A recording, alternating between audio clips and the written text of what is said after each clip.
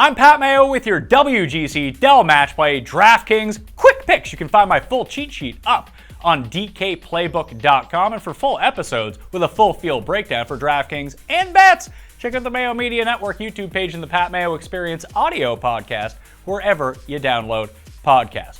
First thing you need to get through your head before entering lineups on DraftKings this week is plan it out a little bit. Consult the bracket for the match play because there's 64 players in the field at Austin Country Club, a course where almost any skill set can prevail when you have winners like Kevin Kisner and then Bubba Watson, Dustin Johnson, and Jason Day.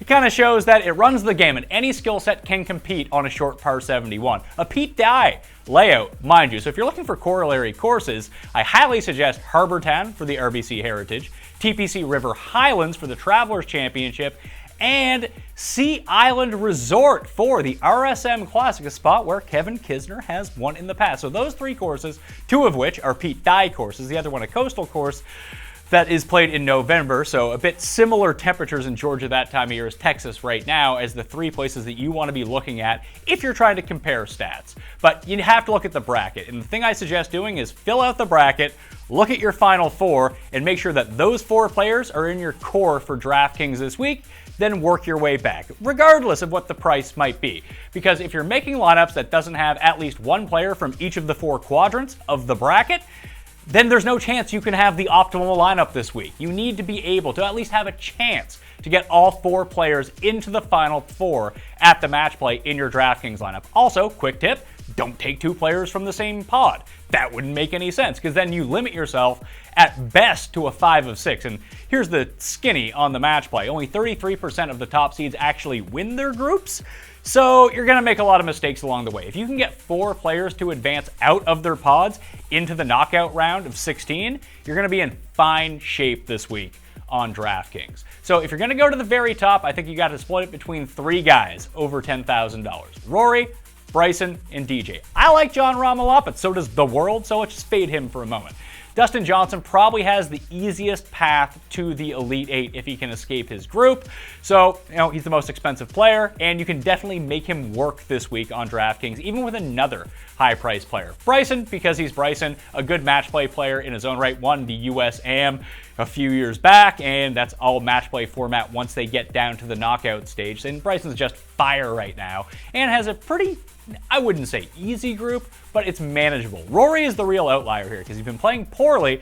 No one really wants him. His price is down, but his quadrant is kind of iffy. I think that where you're looking at Rory, who's been making some big numbers recently, triple bogeys, quads, doubles, that doesn't really matter for match play because that's only one loss for a hole. You can just move on. So all of those crippling scores that he's been piling up, he's still making birdies in bunches, and that's what you want. Plus an excellent Pete Dye record and 2 of the 4 years at the match play at Austin CC.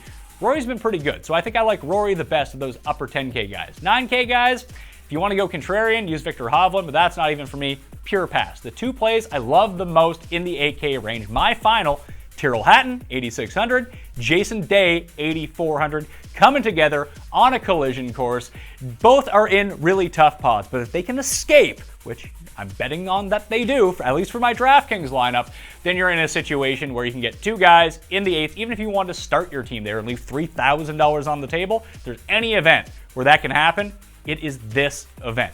Sleepers going down the list. Well, Abe Answer isn't going to be a sleeper, but he's going to be a very popular play. I, too, like Abraham Answer in the $7,000 range this week. Jason Kokrak is another play from that same quadrant, so don't have them both in the same lineup. But if you don't want to use Answer, go on over to Jason Kokrak, who's in the Tony Finau group, and he can probably escape. Even in that same grouping, you're looking at Hot Fire Dylan Fratelli, the South African, one of the lowest ranked players in the field, but the skill gap between him and the rest of his group is not that large, and he is in the low $6,000 areas. If you're looking to pick off a super cheap piece, I like Matthew Wolff in the 6Ks, Fratelli, and Eric Van Rooyen if you need players to round out your roster. If not, it's Kokrak in that $7,000 range, Neiman at 8K, or Brian Harman, the lefty. This course tailored to lefties, by the way, and another guy who's had a lot of success both at this event lately and at TPC River Highlands over the years, and he is in a group where he could putt his way out of it against some really big names like Patrick Reed, where everyone's going to be on Reed. You go the other way, go with Herman, save the money, and all of a sudden your lineup is looking like a lot better than most. Like I said, the full cheat sheet is up on DKPlaybook.com right now, and those were the 2021 WGC-Dell Match Play DraftKings picks. I'm Pat Mayo.